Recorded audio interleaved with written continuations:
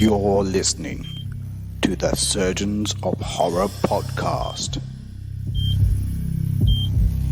Welcome to the Surgeons of Horror podcast. Its purpose is to look into the horror films, dissecting them one screen legend and franchise at a time. This podcast is going to be dedicated to exploring the Alien franchise a little bit more. Some of our listeners may have already checked out our podcast on Alien by Ridley Scott, the one that started it all. So our podcast discussion for this episode is going to be on Aliens, which was the first of the sequels, of which there have been many, to the Alien franchise, and at this time it was heralded by James Cameron. In order to do this, we need a team of horror aficionados who will form the surgical team each episode. So let me introduce you. First up is your lead host, Paul Farrell, which I'm grateful to say I'm not actually going to be the lead surgeon this time.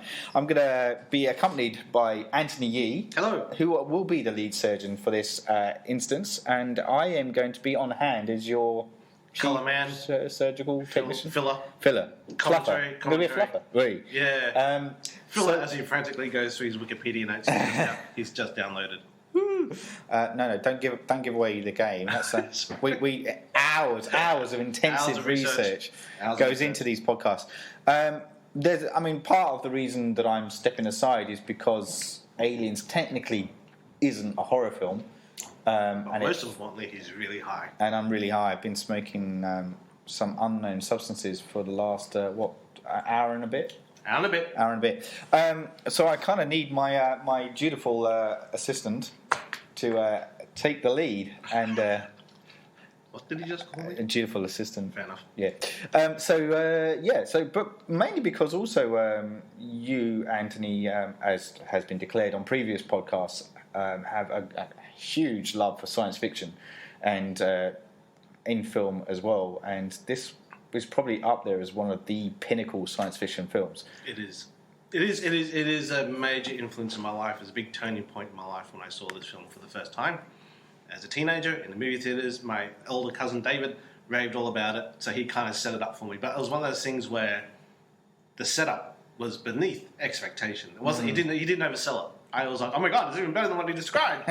What an amazing film. It's also the only time Star Wars I've seen 7 times in cinemas. Mm-hmm. This one I saw 4 times, and that's the second most. Right, wow. Lord of the Rings I've seen 3 times in cinemas, but I couldn't break the 4th barrier with Lord of the Rings. This one I saw 4 times. Wow. And this is a big deal when you go to the cinema, because these days you see the movie once, it comes out on DVD, Blu-ray, download whatever. Absolutely. Loved it. But throw the question to you that you threw the question to me last time. Yeah, go on. What was your first impression? How did Aliens come onto your radar? I'm still trying to think that one through, because I feel it. I think we had this discussion on the last podcast, but I think it's similar to when I first discovered the likes of RoboCop and Predator and those kind of movies. So those were those are classic 80s films. Yeah. That was a big part of your childhood, because you're at that age where you're between, I'm guessing. Yeah. And film's really taking hold of you now at this point, yes? Yes, by that point, I'm suddenly kind of really aware that the magic the film can transcend into your living room or wherever you are when you're watching these things. And a lot of the I wouldn't call myself an action fan at all, action horror film or action film fan in general. But when my cousins, I watched a lot of these things with my cousins and my brother, and that's a very kind of male skewed dynamic there. And you kind of tend to lean towards the action kind of orientated movies. So a lot of that stuff was Arnie Schwarzenegger through and through was massive. Conan the Barbarian, anything like that, Jean-Claude Van Damme kind of stuff. Essentially, it was him and Sylvester Stallone. Yeah, and Van Damme sort of the third. I'm a Beatle don't too. forget me. Which apparently, they've since revealed, that wasn't as big a deal to them as it was to us, because we always assumed they were like frenemies. Yeah. But they really were, because they were both physically big guys, and that's the only way you could be an action hero in the 80s, is being a big dude. I guess Bruce Willis kind of changed that up with Die Hard. Yes. He was a funny guy. Yeah, that's right. Yeah. Anyway, so this has gone off on a bit of a tangent. But it's yes, you're right, tangent, but worth it, because we're trying to put aliens in the middle of that context. Kind of context. Yeah, exactly. So Yeah, so look, that was kind of, and I'm pretty sure that Aliens would have been one of the films I would have watched during that kind of period of my life with my cousins and stuff. And as such, and don't scowl at me with this, but as such, I didn't really rate it that highly at the time. That's not to say I thought it was a shit film. I have to really stress that. Yeah. But to me, it was part of the conveyor belt of action films that I was watching at the time. Very 80s oriented, very pro-gun. Yes. Very Reaganomics in tone, for want of a better word. Yeah, that's it. Yeah, it was America in the 80s. Exactly. So, but I have since, appreciated it more. And I probably have watched it, well, I have watched it on numerous occasions now since then, which to me is a testament to a good film. Yeah. That if it warrants repeat viewing, yes. Of which I definitely have done. So yeah, I'm probably gonna leave my thoughts there for now until we delve into the plot. All right, let's get into the plot. So the interesting thing for me, as I mentioned in the last podcast, this is my first foray into the alien world. So I didn't know anything about the first film when I saw this particular film. Yeah. So that sort of really, the way I saw my lens, my viewing of it all was really, really interesting because I'm trying to make up stuff when I saw it. I'm trying to figure out stuff. Yeah. And it all comes together when I saw the alien film on VHS, I think a few months later. Yeah. Anyway, so we open up. Ellen Ripley, that's her name, Ellen Ripley. It starts off with an opening shot, mournful strings. That's right. And it's her escape pod from the Nostromo floating through space. And it's quite a beautiful shot, actually, because it's a big star field. Yes. Very dense. This little spaceship flies through, and then it gets picked up by what has since revealed as a salvage vessel. Yes. So she gets found. She's been drifting in space for 57 years. And an amazing opening shot where this thing burns through the door. Yes. It falls, goes clunk, and then this big robotic arm comes in and fires this really cool Pink Floyd blue laser light, which is a scanner, and this looks really cool.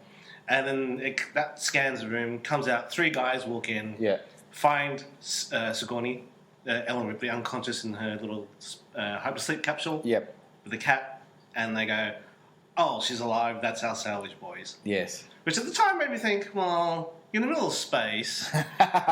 Technically she's alive, I guess. You can't salvage it, but all you have to do is switch off the machine. Nobody knows any better. And you just, go to the great expense of actually... A massive insight into your personality. I'm just thinking, guys, if you're going to assume anybody who they think they can get away with it, assume the worst of humanity. So that's what I think. So that's the opening shot. So, what struck me here was, and something James Cameron does a lot in the success of this movie, is keeping the best quality moments of the original and transferring it across into this film. A case in point, it's a small one, but a case in point here is there's no sign of life. Ellen's dormant, but that's similar to the first one. We see machines go into action before we see any signs of humanity, and this is the same kind of case in point here. It's an underlying theme that transcends across all of the Alien franchises of machine, man, alien life form, and how the three kind of merge together to kind of create this universe that we're watching. And I thought that was a really cool moment within it. It's beautiful design, beautiful sound, which is again something you have in common with the first film. The sound design is amazing. Yeah. But you're right. There's a lot of iconic, cool elements in this film, which I thought were original until I saw him rip it off from Ridley Scott's Alien. The machine is one. Yes. Motion trackers. Yes. Flamethrowers. Oh, yes. Yeah, all it's it's in the original film. What the fuck? So, and aliens and robots, sorry, is what I meant to say is the other one. The robot thing was kind of cool. Yeah. Anyway, so we sort of dissolved to Ripley. She's on a space station orbiting Earth called Gateway. Good name for a space station. She wakes up. She meets the dude from Mad About You.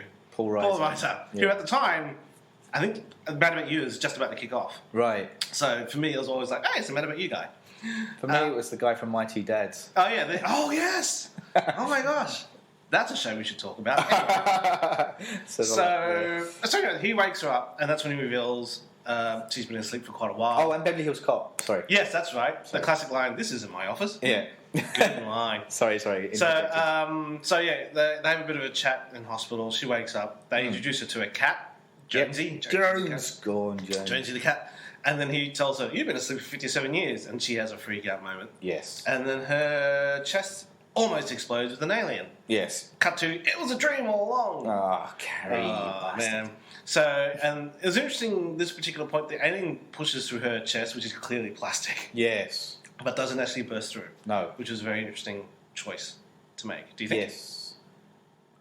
Well, yes. Interesting in the sense that I'm trying to figure out where you're going with that, because for me it's the when you're dreaming and you're going to fall off the edge of the cliff but you don't actually hit the bottom Right. moment.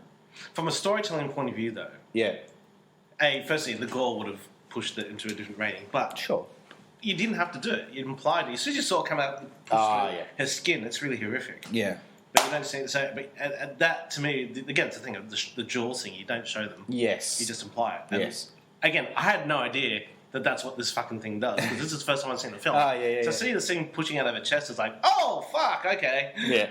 Yeah. And certain things that other kids had sort of said in passing who'd seen the film before when I was growing up kind of made sense. I was like, oh, that sort of rings a bell. It sits inside your gut. Yeah.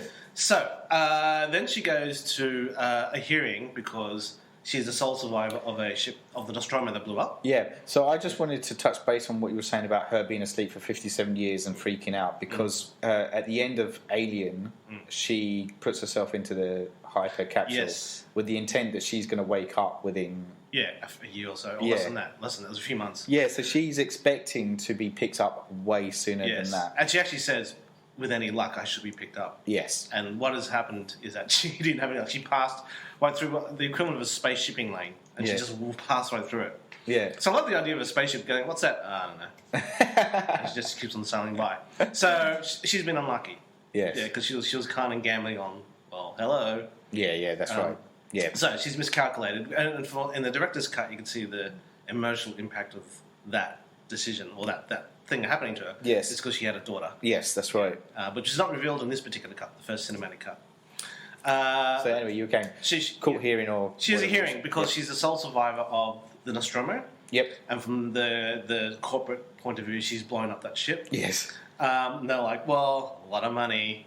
And they hear a story saying, well, we woke up early, we went down to a planet, there was an alien, and apparently, according to their corporate execs, there's no evidence whatsoever to corroborate her story.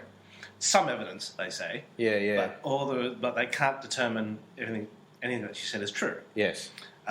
Which, stepping back, because Ash was an android who was a plant from the corporation itself, the company. Wayland. They call it the company. Yeah. You think she would have been like a lot more angrier than she was. Yes. Because she seemed upset, but she seemed more upset when she finds out, because she says, you want evidence, go to that moon. Yes. And then she finds out they've been on that moon for quite a while now, establishing a colony. Yeah. And she freaks out, thinking, well, they're going to die. Yeah. Which again made me think, well, why would you think that? Because it's a big moon, so it doesn't necessarily mean their colony is going to be anywhere near where that alien spaceship was. Yeah. Secondly, if she thinks it's a cover-up, surely though, I don't know, my first thought would have been they accepted her story as truth. They don't tell to her face for whatever reason. Yeah. And they go in and nuke the site or something. I don't know. Yes. But as it is revealed, again, in the director's cut, but not in this cut, is actually they didn't know about this alien spaceship. Yes. For some reason. And it is physically a few miles away from the camp. Yes. And somebody from the corporation tells them to go check it out. Yes. Which we'll talk about a bit In a bit. Yeah, so... Yeah, it's an interesting point there, isn't it? Because to me, that smacks of... they obviously didn't kind of do a lot of detail work when they went and landed on the moon to kind of survey it and go. So what do they judge that on? Oh, we'll just send some people there. Well, essentially, Alien Covenant does a very similar thing. The start of that movie is that they land on a moon or a planet. And it's a group of people that haven't been there before. Yeah. And there's that sense that no one has been there before. Or, so it's like, do they just go, oh, let's try that place. Yeah, It's got life. My only thing, if you were saying to me, is it the right hand not talking to the left hand? If it's typical bureaucracy, Yeah, sure. I would accept that. Yeah. Because, hey. Yeah. But yeah, it's all very weird. But her first reaction instantly is that those people are in trouble. Yeah. Not taking into account they've been there for a little while. Yes. And if they were in trouble, you think they would have been in trouble We've before. heard about it, yeah. But anyway, So, dissolved to her, and she's in an apartment block, Yes. and she's smoking a cigarette because it's the 80s. Yeah, and man. that sort of thing. Yeah. And Carter Burke, Paul Reiser, mad about you guy, knocks on the door saying, "Hey, we tried, weirdly enough, tried contacting that colony who's living on the planet that you found, and we've lost all contact with them." Yeah. And she slams the door in their face. But in the end, though, they knock on the door and have a word with her saying, "Look, something's happened to that place. They're not talking to us. It could be a downed antenna. It could be communication problems. We're going to take a squad of Marines out there. Yes. And just in case what you said happens to be true, we want you there as an advisor." And she's like, "Fuck you, suck my dick," or words to that effect. Yes. Then she has a nightmare, Yes. which you never see. In the book, the book describes the nightmare, Okay. but it just cuts to her waking up in the movie from the nightmare. Yes. And all the extra director's cuts, they never shot it. Right. So they're just, again, it's an interesting piece of storytelling. They just got the result of her waking up in a cold sweat, Yes. which apparently she's been doing every night. Yeah, because Paul Reiser comments on that too. Her psych evaluation, Yeah, yeah. which he was not supposed to see. No. He does because it's an evil corporation. Yes. And so she agrees to go and do it, because she feels it will exercise the demons. Get back on the horse. Yeah, that's right. His exact words were "get back on the horse." Actually, Yeah. he gives her a plastic card, Yes. and to call him up, she inserts the card in a TV screen, and it calls him up. Yes. I thought that was really cool. I thought that was the future. I thought that was. And look at us now. I know it's exactly the same. Yeah. So I may cut this bit out, but where does it? Hasn't the nude thing happened yet first, or does this happen? No, in the director's cut, the newt thing happens. So that So happens before. in the original cut, it went straight from her going at the end of the hearing, Yeah. and they've just told her that basically she's fucked, Yeah. and they don't believe her. Yes. And she stops the leader, Van Newen, his name is, I think, Yes. at the door saying, "Just send somebody to that planet and Yeah. prove my story is true." Yep. And he says, "We already have." Ha ha ha ha ha.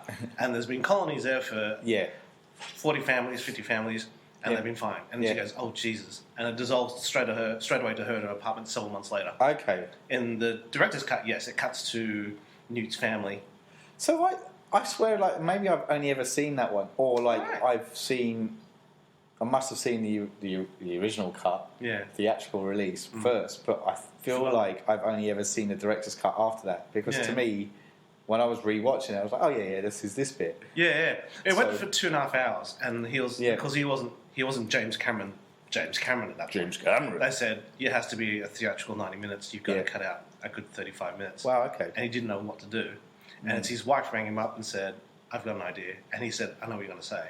She said, "Yeah, lose the entire colony bit before they land on the planet." Yeah. And what it works. It totally works. But when I saw the director's cut, I'm like, oh my god, because I kind of assumed they filmed it afterwards. It's like, Yeah, this is right. really detailed. Yeah. But it so works. We'll talk about why it does work for me anyway. Yeah. But yeah, no, in the original theatre's cut, you didn't see anything of the colonies Right. Okay. at Wow. all. Yeah. Okay. But in the director's cut, just for those of you at home, what happens is Burke calls him up and said, "Hey, apparently there's supposed to be something really interesting at this grid reference. Yep. Go check it out." Cuts to the guy Lydecker. I think he's the guy who runs the place. Yeah. He couldn't give a shit. Yeah. So Is that the guy that plays the captain in Red Dwarf? yes, because it's shot in London, and you can always tell it's okay. shot in London because there's the same American actors playing American actors in this film. Yep. Because the mother of Newt is a woman in Blackadder. Oh, that's how I Whose recognise husband died and he's lost an arm. Yeah, And that's she says it. that line. Yeah, Maybe thank his arm's you. going back. He's like, and Blackadder's like, oh fuck. Yeah. Anyway, so essentially, then it's all like a bidding thing. One of the husband and wife team Yep. who are miners, who are prospectors, and they want to go and check it out because it Yes. could be something. And he goes, "Fine, you go ahead and do it," because he couldn't give a shit. Yep. And they're going, "Do we get to keep anything you see?" He's like, "Yeah, whatever." Yep. And they find the Yeah, ammunition. yeah, right. And Newt and her brother are in the Kind of truck, all-terrain. all-terrain vehicle. Yeah. And it's revealed that the kids play a game where they run in the air ducts of the main base. Yep. And she does it better than anybody else because she's the smallest kid on site. Yep. And the husband and wife go inside the alien structure, dissolves to the kids. The husband and wife have been in there for quite a while. Yeah. The kids have had a nap. They've woken up. Mum and dad haven't come back yet. and they're freaking out, and then Mum comes back and opens the door of the all-terrain vehicle. Yep. And the father has a face on his face. Yep. And Newt screams, and she never stops screaming. That's what it was said in the novel. Anyway. She's still screaming to this day. To this day, yes. Prove it. So, anyway, but none of that happens in the theatrical cut. Right. Then, so Sigourney Weaver's character decides, yes, I'm going to go and do this exercise with him. And she tells Jonesy that he's staying home, which is a smart thing to say. Yes. Yeah. Again, dissolves to the Sulaco, the military spaceship. And we have these amazing slow tracking shots inside this empty spaceship, which looks like a haunted house. And you have these little not birds, that was in the first film. You have these little mobiles, magnetic mobiles, spinning. Yep. And they're there to indicate that the artificial gravity is working. Apparently. Yes. And then you see these rows of hypersleep capsules, and they all automatically open up. Yep. And the crew wake up. And again, I thought this was all fresh. I didn't realise he ripped it off from Ridley Scott. I thought it was really, really cool. And it's a squad of Marines. Yes. And Burke, and Bishop, and Ripley wake up. Yes. And you're introduced for the first time the Colonial Marines. Yes. What was your thoughts at this particular point? Of the introduction of the Marines, yeah. I was struck by the female Marine character, and her partner and Drake and Vasquez. Thank you. Yeah. And how they came across as I was like, oh, okay. And Bill Paxton, come on, like straight off the bat, like there's the guy had charisma on screen. Yeah. And I was unaware of who he was when I first watched it, but I still like if anyone was to kind of like even to the point before I was becoming aware of who he was, if somebody was to say to me, aliens, I'd be like, oh yeah, that. It's Hicks. Hudson. You're introduced to 11 of them. Yeah. Because the typical squad was 11. That was the thing, right? Okay, that was the other thing too. From when I first watched it, I thought there was loads of these guys, right? Mm-hmm. And then when repeat viewing of it, you're like, oh, there's not actually that many. Yeah. It's designed in the book. It's designed to carry troops, like a lot of guys. Yeah. But because this is seen as a pissy little check the broken antenna mission, they only send one squad. And in Vietnam, the squad consisted of 11 people. Ah. Okay. And they have 11 people in their squad. Yeah. Although 2 of them are pilots, so technically they're a bit short. But the 3 that are there's about 5 that you introduce are the main ones. Apone, who's the sergeant. Yeah. Who, when he wakes up, sticks a cigar in his mouth, which always gets a laugh in all full viewings. You have Hicks, who's the smouldering, keeps himself quiet sort of guy. Yeah, yeah. Who you recognise, oh, that's the guy from Terminator. Terminator, yeah. Hudson, who's the big loudmouth. Yes. And Vasquez and Drake. Yeah. And like Vasquez is the short, like scrappy. Yes. But muscly as all fuck. Fighter Drake is. She's seriously kind of packing. She's huge. She's huge. And there's the iconic line where Hudson looks at her when she's because apparently they're supposed to stretch when they wake up. Yeah, yeah. And she's stretching and she's muscling off, and Hudson says, "Hey Vasquez, is somebody mistaking you for a man?" And she turns around and goes, "No, have you?" Yeah. And the entire audience erupts in laughter. Now take a look at Ripley and they say, "Who's she?" And she's a consultant. Apparently, she saw an alien once. And Hudson says, "Whoop-de fucking do." And in the television screens, it's whoop-de do. So that's when you get the sense that this is a big deal. Because again, all science fiction films and all science fiction franchises at this point, aliens are a given. Yeah. But that's when you kind of get the sense that no, they're not. We're alone in the universe. Yeah. And the most they have is bug hunts. Yeah, yeah, that's right. They get like native creatures which are not sentient. Yeah, so Starship Troopers. Yeah, exactly. Yeah. But yeah, they seem to be very jaded. Yes. And the classic sort of they're very tight. They know each other, brothers and sisters. To be an outsider. Yep. They make you feel like an outsider. Yes. But essentially, yeah, it was an interesting bit of dialogue where they were like, you got a sense of like, here we go again. This is gonna lead to nothing. Yeah. Then they have breakfast. Yeah. There's another character in the mix. Does he not get introduced until the breakfast? The commander. Yeah. Which is Gorman. Gorman. Yeah. And Hicks has a throwaway line. Looks like the new lieutenant's too good to eat with the rest of us grunts. Yes. So again, he's an outsider, but he's technically their leader. Yes. The other big thing is Hudson goes to Bishop. Yes. He appears to be this valet type character and says, "Can you do the knife thing?" Yes. And the knife trick is he puts his hand down and he sticks a blade between the fingers of not a knife between his fingers really, really fast. Yes. And just to make it interesting, Drake grabs Hudson's hand, puts it on top of Bishop's. Yes. And Bishop's goes, "It's fine." And then they do the knife thing really, really quick. It's really sped up. Yeah. Because when they go to the wide shot, everybody's in the background is moving really, really quick. So that kind of broke the illusion for me.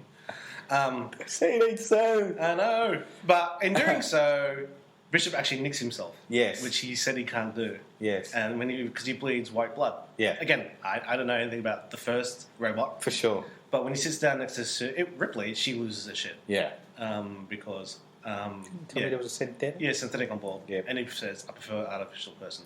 Which, again, is a very 80s thing to say, because 80s was the birth of political correctness. Yes. And that's a very political correct thing to say. Not Indian, Native American.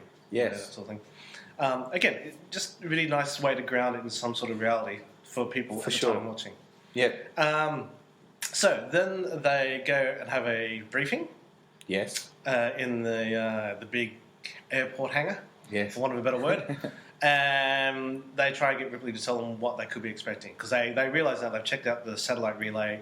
That's working fine, so it's not a communication problem. Yep. There's a problem down on the surface. They've got to go check it out. Yep. They go to Ripley, tell us what it is, and she kind of splutters and she freaks out because she's now reliving something that she's been trying to forget. They think she's just a nutcase. Yep. And it's another bug hunt. Yep. It's an interesting point to differentiate. One of the first things you're sort of told, not told in screenwriting, but to try and avoid names that sound similar. Yes. For scripts when you set a similar script, or you try to avoid people with names with the same letter. Yes.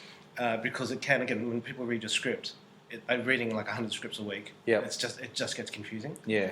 And Hudson and Hick have the same name, or same initial. Yes. And at one of the points, the lieutenant says, "What is it, Hicks?" And Hudson goes, "My name's Hudson. The other guy's Hicks." Yeah. But it helps. It makes you straight away differentiate. Oh, okay, that's Hudson. That's Hicks. Yeah. But that's when he says that immortal line, "How do I get out of this chicken shit outfit?" Anyway, so they're loading up this big troop carrier to land down on the surface of the planet, and then Ripley says she feels like a fifth wheel. How can I help out? Yes. And they say you can help load some missiles into This some is crates. where Ripley shows she's got mutsy. Yes. Well, apparently the only job she could get, again, this is in the novelisation, was to be a power loader lifter. Yeah. Which is the equivalent of a forklift truck driver. Yeah. And she shows that she can operate one of these things really, really well. That's right. Which is a cool moment. And the machine is really cool. It's a really cool concept. It's a giant bodysuit, basically.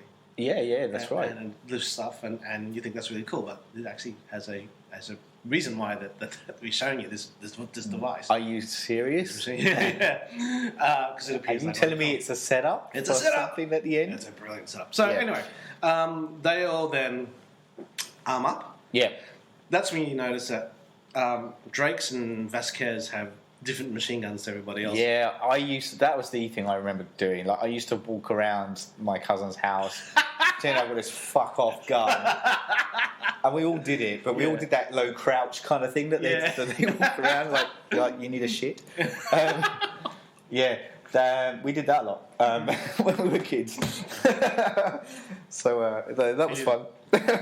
He needed to pretend they were just shit. Yeah. That was it. It's an interesting idea. It's a Steadicam. Yep. It's a Steadicam rig with a old World War II Bren machine gun that fires. The trigger is a bike handle. Oh yeah. It's a brake. It's a bike handle brake. Yeah. That's how you fire it. The actual making of the movie, because James Cameron was a bit of a gun nut, and they went through a lot of different machine guns to find out which one would work on screen. And the Sten gun, which is the same sort of machine gun that the Stormtroopers guns were based on. Oh yeah. Had the best flare. Yes. And those are the main assault rifles that the Marines carry. And then that big German machine gun was the one that would work best as smart gunners. Basically, Drakes and Vasquez are machine gun operators. Yeah. Excuse me. They're the equivalent of the guy who carries the M60 in Vietnam movies, because this is a Vietnam allegory. Yes. But yeah, those are really, really fucking cool. Yep. Everybody else carries machine guns. 3 of them carry flamethrowers. And they board this giant dropship plane. They actually board this armored tank carrier Yes. first that loads up into this flying machine that drops down to the planet's surface. Apparently during that scene, everybody had really cool gear and stuff like that. Paul Reiser was a bit jealous because he had nothing to do, and he said, "Can I have a wallet?" And one of the props department guys gives him a wallet, and the opening shot, in the shot when he's about the board, he actually has a wallet in his hand because he felt like he didn't have anything to play with. That's awesome. Because that's going to come in handy. Just throw a wallet at the alien. Take my American Express. Do you think what else I've got in here? Swimming pass. Blockbuster video. Yeah. Condom. Anyway, sorry. Who knew the ultimate way to kill a xenomorph would be with a condom? That's what they look like when they burst out of your chest, anyway. Way to protect So yourself. they board this armored personnel carrier, which if you take a look at from the outside, and when you see them go inside, it's Yes. TARDIS because the inside is way bigger than the outside should be. Yes. The outside is tiny when they go inside, and it is. It's a completely different set. Yep. Interior to exterior. They load up into this dropship. The dropship drops down. Yep. And they go into the planet's surface. Hicks has fallen asleep at this point. Yep. Because he is that experienced and that blasé about it. He's like, he literally falls asleep during the trip Yeah. down. That's when you find out that Gorman is really inexperienced lieutenant. Yes. Because he looks like he's going to throw up. Yes. And Ripley says, how many drops has this been for you?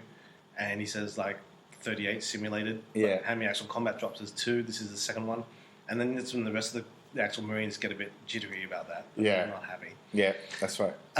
They get to the close to the planet's surface. Really cool, creepy music. They fly past this great, big, volcanic-looking, like a big nuclear power plant. Yes. And they're the atmosphere plant. They're the atmosphere generators. They actually change the atmosphere of the planet so it's breathable. Yes. Then they actually go to the main habitat, fly past it, and it looks creepy as all hell. Yep. It's shut down. There's no sign of life.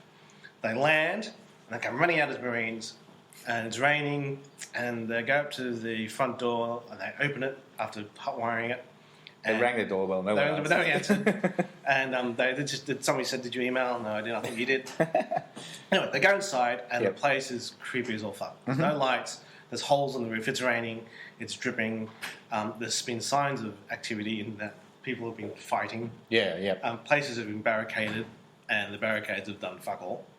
And it's really great. I love this bit. I think it's really, really cool. I think it's the haunted house thing where you don't go there, but they go there. They go there. And they find after what's it? They go inside. Gorman says it's secure. Ripley says, "I don't think it is secure." Yeah, yeah. So again, showing her to be the hero who's making the sensible choices. Yeah, yeah. But they go in anyway, and they discover inside a medical lab a bunch of face huggers inside tubes. That's right. Most of which are dead except for two. 2 are still alive. Yep. And they read through the medical records that these face huggers were attached to people. Yes. And to get it off, they had to kill the patient. So Yeah. when they latch onto you, they latch onto you. So there's 2 that's alive. Okay, that's cool. And then they get a sense of movement. They have motion trackers. This is the first time we see the motion trackers. And one of their motion trackers starts beeping. And the beeping is great. It's a heartbeat. So when it gets closer, it beats faster, like your heart does. Yep. Again, a great piece of filmmaking. And through the motion tracker, they discover Newt. Yes. He's been the sole survivor of the place, hiding out underground, eating like raw food, and she looks shit. Yep. And she won't talk. And she's the only one who can tell them what the hell's going on, but she won't talk. They then go to the main central control hub of the base. Yep. And Hudson has this really funny line where he says smoking or non-smoking, which is not relevant today because there's no such thing as non-smoking. No. Yeah. That's right. But then they reveal they're looking for PDTs, personal data transmitters. Yes. So when you become a colonist, you get something jammed into your head that sends off a little beacon, Yeah. like a homing beacon, so they can track you at all times. Which I'd have a problem with that.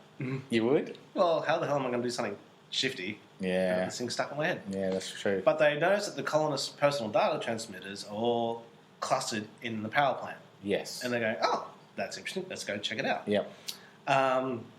They go into the armored personal carrier, drive into the plant. Yep. The crew, they all jump out of the actual armored personal carrier and several floors down.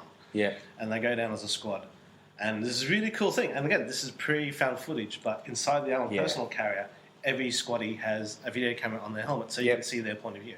So this next sequence that comes up, this is a again, like if you were to ask my 7-year-old self, what do you remember about that film?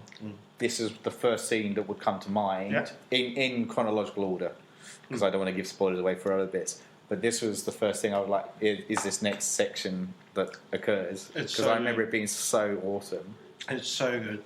I was a huge fan of Tour of Duty as well, the series. Oh yeah. Just kind of keeping the Vietnam kind of theme running here, and which might strike you as a bit odd because you'd think, do you like war films? But I was really fascinated with the Vietnam kind of war in itself. Yeah. And everything that kind of spilled out afterwards. I think because of my real kind of first awakening to the horrors of war. Yeah. Right. Like coming from England, obviously I'd read up about the Great War and the Second World War, but this for some reason this really struck a chord. Okay. In my pre-adolescence. Yeah.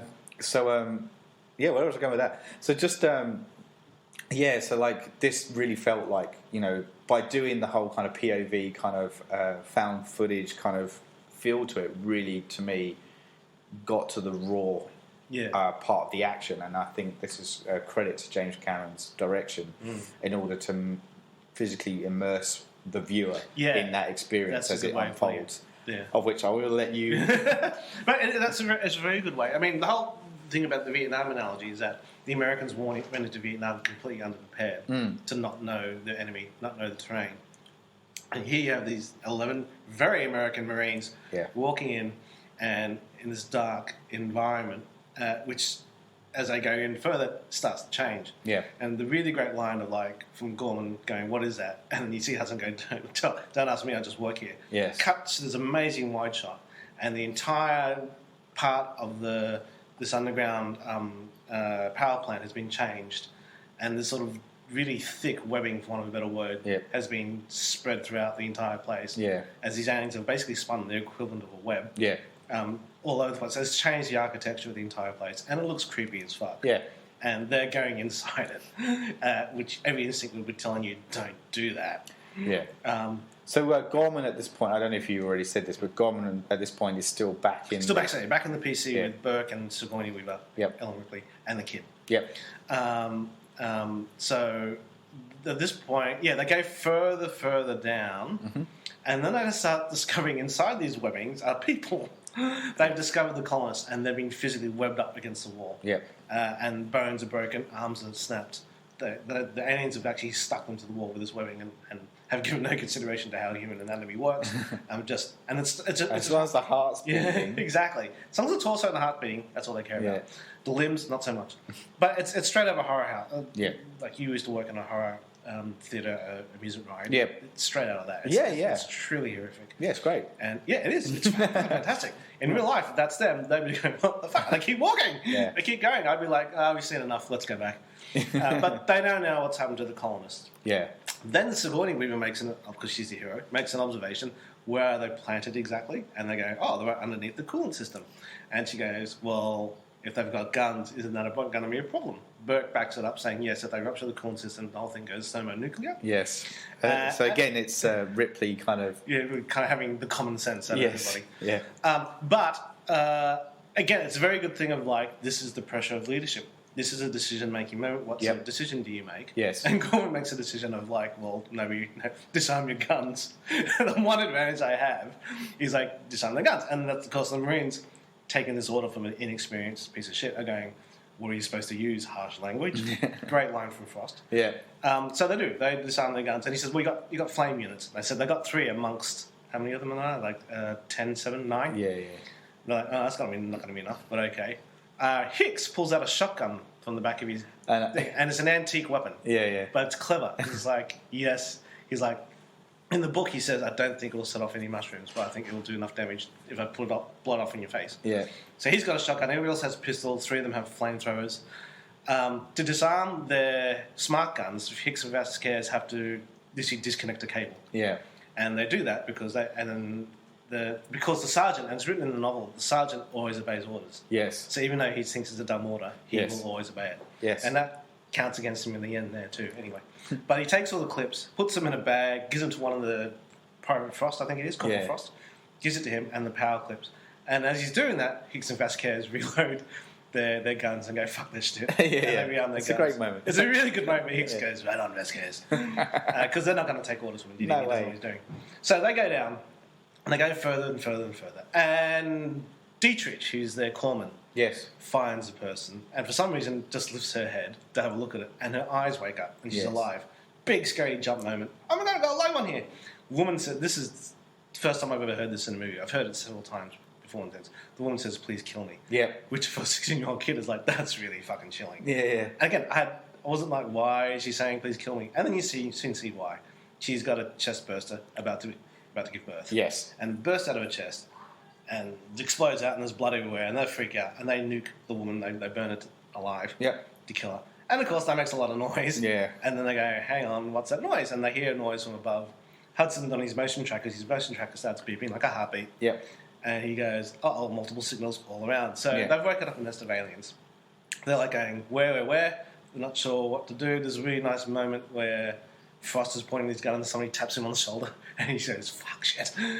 And the beauty of these aliens and the webbing is that it's straight over H.R. Geiger's artwork. Yeah, The yeah. aliens are interwoven in the webbing on the wall so that you can't see them. Yes. And Dietrich says maybe they don't show up in infrared because they go to infrared. They have infrared visors on their Yeah, helmets. yeah. And then one of the aliens comes literally out of the wall and grabs her and kills her. She hits her flamethrower, which shoots Frost, who's got all the bullets. Yeah. And then it sets off a huge explosion. Yes. All hell breaks loose. And then Vasquez says the immortal line, let's rock. And she starts shooting the place up like crazy. Cut to Gorman, who's like, who's shooting? Yes. And that's the only thing he cares about, is that somebody's disobeyed his orders. Yeah, yeah. And so basically the entire squad gets nuked. Yep.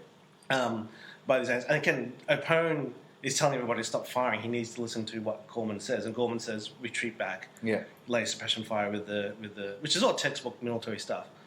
But Opone won't move until he hears the order. Yeah. And again, it's what kills him in the end. Yes. As opposed to actually taking action and going, look, we just got to get out of here. Yeah. So he gets killed. Basically, they all get ripped to pieces. They run back. Gorman freezes. Ripley goes, right, you're useless. She takes the wheel of the AP van and just drives. Yes. And tells Hicks to meet her at a certain point. Yep. So they're all falling back now. Hudson's hurt. Hicks is carrying him. His shotgun is working. Yes. And the other two survivors is Vasquez and Drake. Yes. Everybody else has been killed. Yes. They meet with Ripley, and tells Burke. She tells Burke to open the door. He does. They bring in. Who comes in first? It's Hudson. Yeah. Hick is trying to drag Vasquez in first, but the armor's too heavy. Yes. And Drake is laying down as the last man in. He's laying down. He's covering. With the flamethrower. Yep. And Drake's kicking ass. He's fired so many bullets. He's emptied out his gun. Yeah. He loses his armor and just goes with his flamethrower.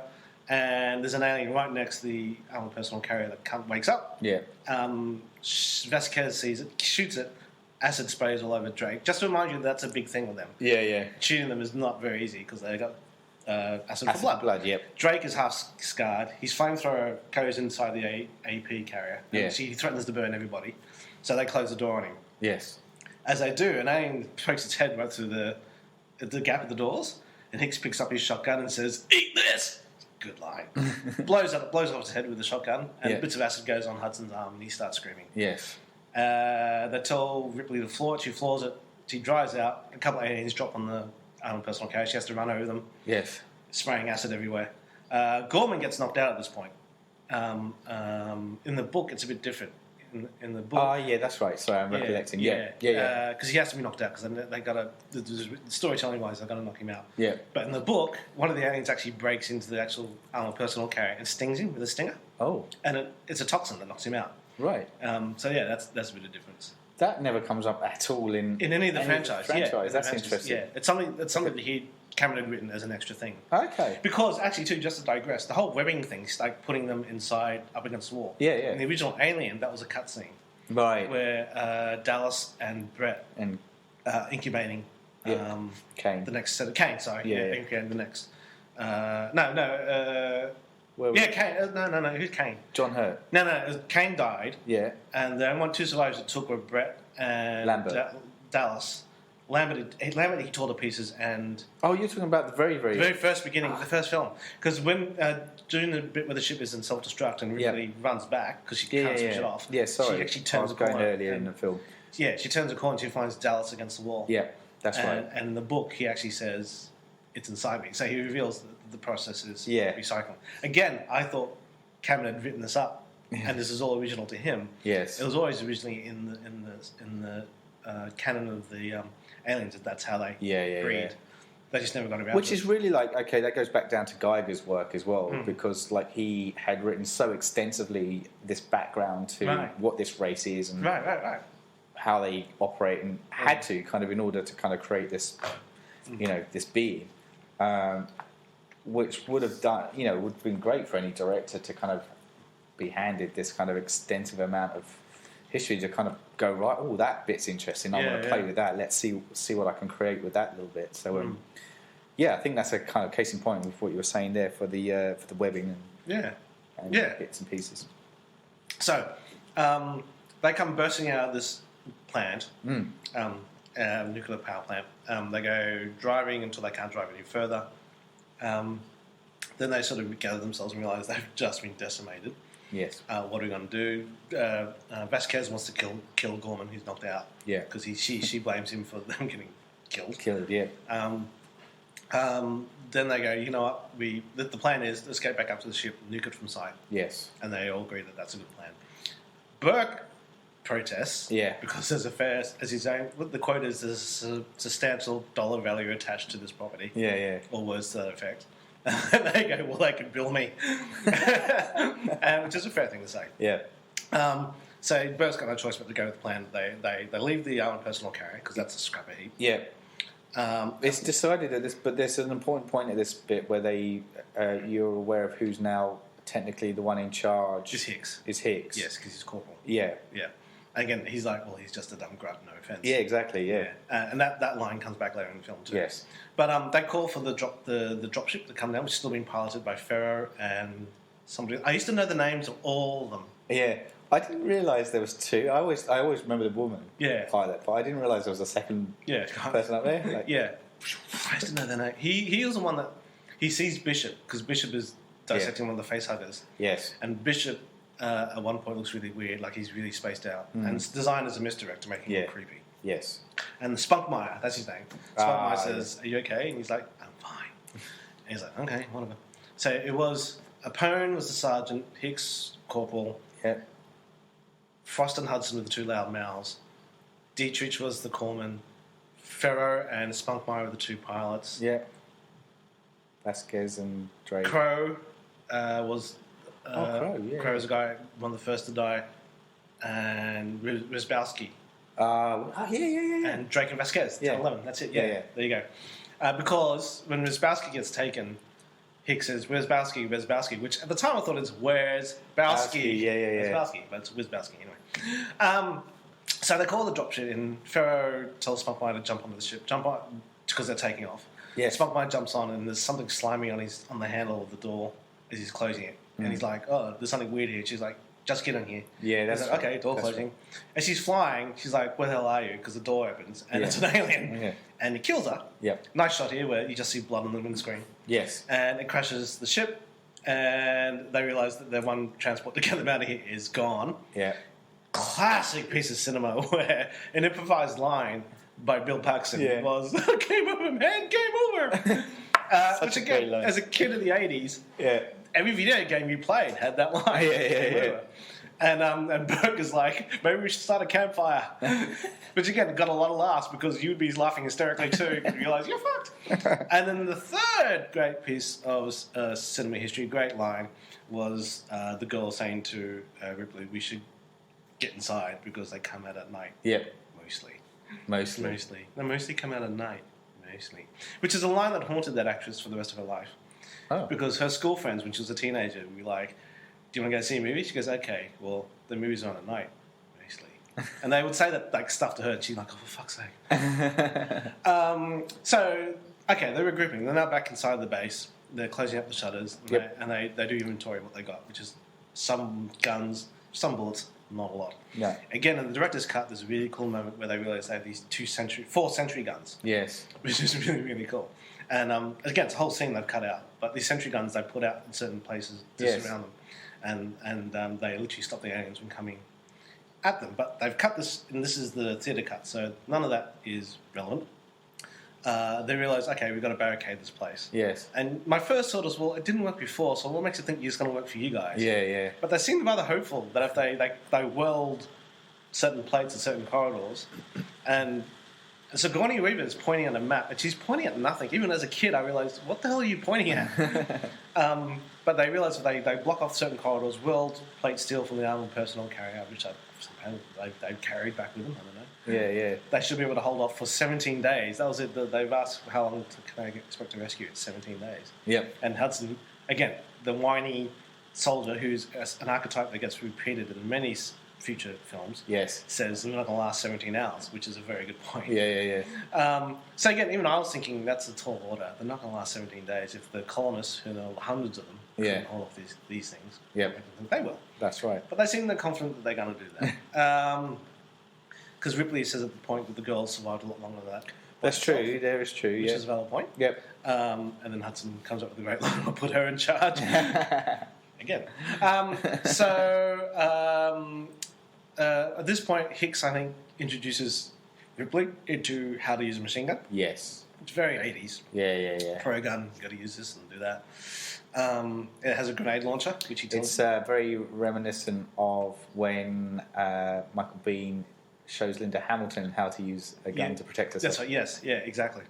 And again, Sigourney Weaver had a huge problem with it because she was an anti-gun advocate in her life. Yeah. And Cameron had to keep telling her, it's not about the guns, it's about you protecting this girl, which a mother would do. Yes. And so anyway, she can get her head around it. So she's learning, learning how to use a gun. And then at one point, Bishop comes in and tells them they have another problem. And this is a great piece of storytelling. Put the heroes in jeopardy and then make it worse for them. Yes. And so, and it's done. All the good films that do this really well do it really well. Yeah. And he points out that the actual big power generator that the atmospheric plant has actually ruptured. The one thing they were trying to avoid to do. Yeah. And that it's going to go thermonuclear in a couple of hours. Yes. They got to do something. And then they come up with the plan. Again, Sigourney Weaver is the one who comes up with the plan. Yeah. They can remote call the other dropship. There's another dropship from above and land. How she knows this? Because it's 57 years in the future. So this is all new technology to her. This is like somebody from the 30s learning how to use the internet. Yeah. Anyway, so it all works. It all works, yeah. And so they realise that that's really great to see. Like, who's going to go out and remote patch the signal? And then there's a classic Hudson's like, I'm not doing it. You fucking do it. And Bishop goes, I'll do it. And it's just a really nice moment. It's a bit like the Lord of the Rings moment where Frodo says, I'll take the ring, whilst everybody's arguing. Yes. And then, Hudson, again, the audience always laughed at this. Hudson going, yeah, man, Bishop should go. And it makes sense. Like, it makes sense because he's like, but Bishop doesn't know that they can differentiate him from a human. Yes. And he has that line with, like, I'd rather not, but, I have no choice. Yeah. And so they send him down a pipe, and it's really claustrophobic. Yeah. And he's just doing this, shuffling with his shoulders. It's it's creepy. Again, if you're claustrophobic at all, it's not a good feel. Yeah. Because he's going to the unknown where he could die. Yeah. So he does all that. Gorman wakes up at this point, and he's very apologetic. So he's now had a character shift where he's humble now. Yes. And he apologises to Ripley, who's now clearly in charge. Yes. Ripley decides to check on the girl Newt, who's asleep. Yep. And she's asleep inside. Yep. The medical bay where the two aliens are resting captured facehuggers. Yeah. Captured inside the little capsules. Yep. But for some reason, the only cot was inside the same room. Ripley puts a gun down on top of the bed, finds Newt sleeping under the bed because that makes sense because he's traumatized and is only trusting small spaces. Yes. And sleeps with them and falls asleep. Yep. Wakes up, sees the canisters are open, so the aliens are out. When she goes to reach for a gun, which she put on top of the bed, it's gone. Yeah. Tries to get out of the room, it's locked. She sees the gun is now being moved by somebody outside the room. Yep. She's now going, oh, we're fucked. Yeah. And she starts to try and waving into the camera, saying, oh, please see me. The camera gets switched off, the monitor gets switched off by Burke. Yeah. So it's Burke is the one who's done this. Bastard. Helen Hunt, what did you see in him? So Ripley gets the rather clever idea of setting off the fire alarm. His charm. Which is a universal thing, because the fire alarms of the future look exactly like the fire alarms. The sprinklers, sprinklers. So she sets the sprinklers, that sets off a fire alarm, and that calls the others over. And of course, that's when the two facehuggers come to attack them. Yeah. And so it's a race against time before Hudson and Hicks run in, see they're both being attacked. One's attacking the girl. She's jammed its tail with a table, so it can't quite get at her. Yeah. Whereas another one's wrapped its cord around the neck of Ripley. Yes. And so they see it. The Marines come and shoot open the window. They jump in. Hudson shoots the one about to attack the girl. Shoots it to pieces. Yeah. And he actually, I remember at the time thinking he's wasting a lot of bullets because he gets it on the first go and he just keeps firing. And then Hudson pulls off the alien off, and Gorman pull off the alien off around Ripley. Yep. And I throw it midair, and then Vasquez shoots it midair. She only fires like 2 bullets. Yeah, because she's cool. A better soldier. Yep. And straight away Ripley says it's Burke. She's figured it out. Yeah. Then they confront Burke about it, and she's the one that put it all together that somehow she put it together that he was the one who did it. I don't know. All I know is they have an argument earlier about he was the one that told the colonists about this thing. Yeah. And he reveals that if it's real, this could be worth a shitload of money. Yeah. And then she realizes because this means so much to them, the only way he figured he can get through quarantine is if they were incubating inside Ripley and Newt. Yes. The way to circumvent a lot of red tape, which is something he was kind of worried about. Yeah. And so Ripley comes up with this line, I don't know who's worse, us or them, you don't see them fucking each other over for a percentage. And Hicks goes, yeah, okay, we waste him. And he picks him up and says, no offence. And that's when the lights go out. Yeah. And they realise, oh shit, they've cut the power. Yep. And they realise that the perimeter's being breached. Tells Vasquez and Hudson to go outside with the motion trackers to see them. They can't see anything. Yeah. And then they suddenly get a signal that there's a whole horde coming towards them. So they all fall back inside the main control room. Yes. Wheel the door shut. Yes. These portable wielding things. And then they realise that it comes in like 8 metres, 7 metres, 6 metres. Yeah. And Ripley, so that's inside the room. Yep. And they realise, how can that be? Then they all look up. Oh, they're coming through the roof. And there's a really nice scene where Hicks sticks his head through the roof. And sure enough, there's a buttload of these aliens coming straight at him. And he shoots down the roof. And it's all hell breaks loose. So something I just want to add to this, like obviously it's a guy. There are guys in suits that are the xenomorphs, right? Mm-hmm. And I don't remember that so clearly from the first film. And I think the xenomorph is only actually seen in something like 4 minutes of actual screen time. And here it seems a lot more obvious that it's a guy in a suit, or guys in a suit, particularly that bit where Hicks pokes his head up and you've got them crawling along the walls. Yeah.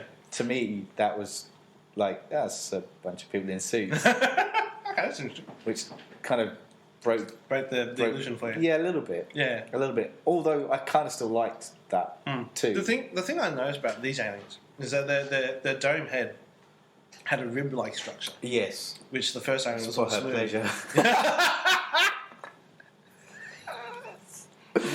Sorry.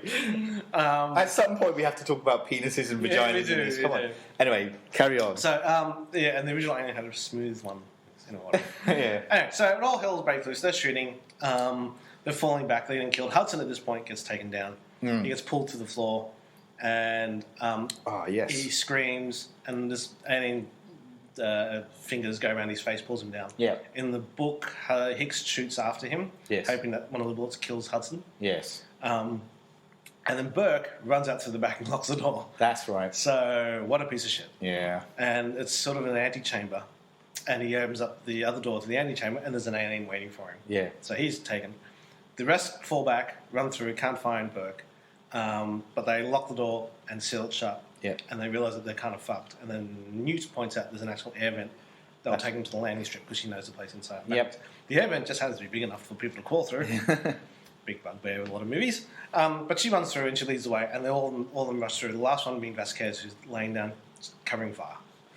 Yes. And as they go to a certain junction, because Vasquez is quite a fair way behind, an alien actually jumps up and smashes to the floor underneath between them. Yeah. And they're calling out for it, and then Gorman tells Hicks to go. Yeah. And he'll go back for Vasquez. Yeah. And he does, because that's one drops on Vasquez. Yeah. And she kicks it with a boot and shoots it with a pistol, but of course the blood sprays on the legs. That's she can't right. move. Yeah. And Gorman comes back, finds her, tries to drag her back, and of course another alien pops up where he came from, so they're pinned on either side. Yeah. And there's a really nice moment where he shoots these pistols, he runs out of bullets, yeah. Pulls out a grenade. And his grenade's really cool, like there's a plastic top thing where you just flip over the top and press a button. Yeah, that's it. And then they both... Because that's no design fault. Yeah, no, exactly, yeah. That damn it. go wrong there. Blow myself up again. And then they both hold hands over, and Vesca says, "Yours, me, an asshole, Gorman," and they blow up. That's the other kind of the next wave of memory. Is that scene? It's a really strong. It is powerful scene, and it's him redeeming himself for everything that he screwed up with. So it's like that's his story arc completed there. Yeah. But not only that, but her forgiveness of him in that moment too. Yeah, exactly. Because she's one of the most anti Gorman fans of the troupe, so it's almost they have this kind of synergy moment where they come together in their dying moments and way to go. I was the thing that struck me is that he was still a soldier. He could still shoot. He can all that. He just couldn't win. No, that's right. The other interesting thing about that particular scene is that Jeanette Goldstein couldn't shoot a pistol. Shooting a pistol to a rifle is very different, and she trained on the rifle, but shooting a pistol without it looking like an amateur holding a pistol, she couldn't do it. Right. And so, at the last minute thing, because Cameron wanted a close up of because her boot kicks the alien in the head, and then her gun hand comes in and she shoots at point blank range. Yeah. Cameron needed that shot to convey that the acid spills on her leg. Yeah. And so the stunt guy said, "Well, who do you know who's a woman who can shoot a gun?" And he said, "My wife." Yep. So that's Galen Hurd's hand shooting that gun because they were gun nuts from the 80s. And that's her shooting. And they had to sort of really tan it an awful lot because her hand is like very different to Jeanette Goldstein's. But yeah, that's another piece of trivia. There you go, nice. Galen Hurd was shooting the alien. So the big explosion actually causes, because at this point Ripley and Newt and Hicks were traversing across this rather difficult part of the actual air duct. Yeah. And the explosion causes her to fall down a shaft, Newt to fall down a shaft. She gets separated from Ripley and Hicks. Yep. And so Ripley and Hicks try and find her. They find her buried underneath a grill. Yeah. In a sewer. And so they try and wheel the grill open with a torch. Mm-hmm. And just as they do, this alien comes up and grabs her, and she screams. And as they open up the grill, she's gone. Yeah. And Ripley's losing it. She's going, "Well, wait, they don't kill you. They don't kill her. We can still find her." And Hick, more you got the sense out of Hick, just agrees with her just to get her out of this. And yes, let's go. That's right too. She also has a tracker on her. The Newt has a tracker. That's right. Which Hicks gave to Ripley. Ripley gave to her for good luck. Yeah. So that's why he's like, okay, look, she's got a tracker on her. Yeah. Because if it had been anybody else, you'd be like, well, why don't you go and try and save the others? But the tracker is what. Yes. Gives them a chance. Exactly. They go running into an elevator. Closed doors, of course, as always happens when you're in a hurry, the doors don't close. When they do close, an alien comes bursting through. And then Hicks or Ripley shoot it, and it sprays acid all over Hicks. Yes. And Hicks's armour is the one that cops the brunt of it, but he's got to take it off, and he's burnt and he's hurt. Yeah.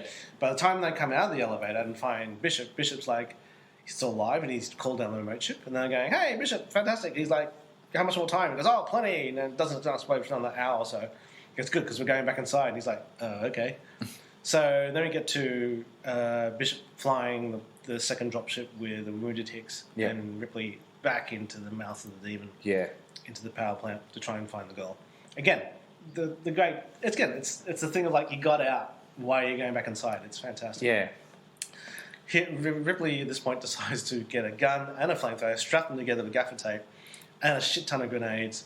So again, this is the real Rambo moment. Yeah. Very 80s, such an 80s thing to do. Absolutely. And decides she orders Bishop, you can't leave until we come back. Yep. And Bishop's kind of reasonably saying, if you don't do this quickly, we're fucked. Yep. And she's telling him to leave, and Hicks is stoned out of his mind at this point because he's injecting morphine into him. Yeah. And so she goes down into the pit, and she's using the tracker to try and find the girl. Yep. She's using markers, flares. Magic markers. Magic markers, yes, Sharpies, to find a way. And then she ends up in the extended cut. They shot it, but it hasn't been included in any extended cut as far as I know. Okay. They find Burke. She finds Burke. Yeah, okay, right. Just being impregnated because he got kidnapped beforehand. Yes.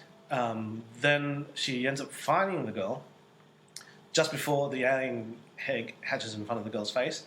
Because the girl's watch has been snapped off. That's right. So she starts giving up and crying. That's it. And then the girl wakes up, finds an egg hatch in front of her, and starts screaming. The scream is what gets Ripley to know where she is. Ripley shoots the egg, frees the girl, runs the girl, suddenly stops.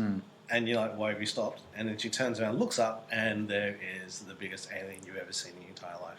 the queen alien, which is again something they theorized with. They theorized it with Bishop earlier, because Ripley says who's laying the eggs, and Bishop says I don't know.